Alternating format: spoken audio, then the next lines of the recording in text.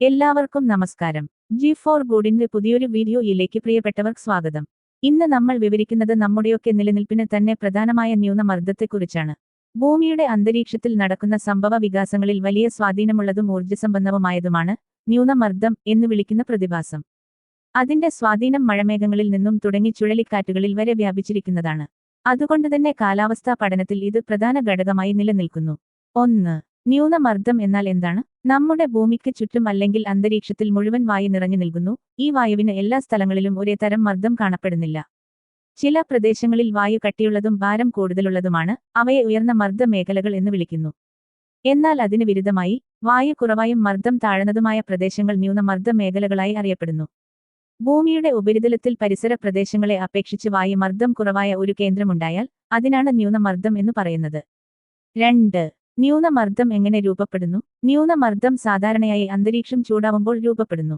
ചൂട് മൂലം ഭൂമിയിലെ വായു ഉയരുന്നു, അതായത് താഴെയുള്ള അന്തരീക്ഷത്തിലെ വായുവിന്റെ അളവ് കുറയുകയും അത് മുകളിലേക്ക് ഉയരുകയും ചെയ്യുന്നു.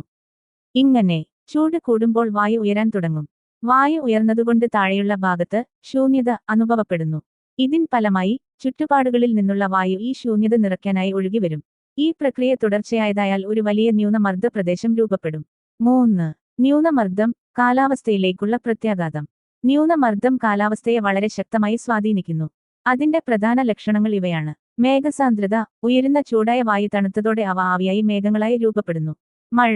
ഈ മേഘങ്ങളുടെ സ്വാധീനം മൂലം ശക്തമായ മഴ പെയ്യുന്നു. കാറ്റ്. വായുവിന്റെ ചലനം ശക്തമാകുന്നത് കാറ്റായി മാറുന്നു. ചിലപ്പോഴിത് കൊടുങ്കാറ്റുകളിലേക്കും മാറാം. ചുഴലിക്കാറ്റ്. വ്യാപകവും ശക്തവുമായ ന്യൂനമർദ്ദ കേന്ദ്രം വൻതോതിലുള്ള ചുഴലിക്കാറ്റുകൾക്കിടയാക്കുന്നു. ഇവക്ക് തീവ്ര ന്യൂനമർദ്ദം, വികസിത ചുഴലിക്കാറ്റ് എന്നിങ്ങനെ ഉപനാമങ്ങളുണ്ട്. 4. നമുക്ക് ചില ഉദാഹരണങ്ങൾ നോക്കാം. ദക്ഷിണ പശ്ചിമ മൺസൂൺ. ഇന്ത്യയിൽ വർഷാവർഷം പെയ്യുന്ന മഴയ്ക്ക് പ്രധാനമായ കാരണം ന്യൂനമർദ്ദമാണ്. അറബിക്കടലിലും ബംഗാൾ ഉൾക്കടലിലുമായി രൂപപ്പെടുന്ന ന്യൂനമർദ്ദ കേന്ദ്രങ്ങൾ ഇന്ത്യയിലേക്ക് മഴ മേഘങ്ങളെ കൊണ്ടുവരുന്നു.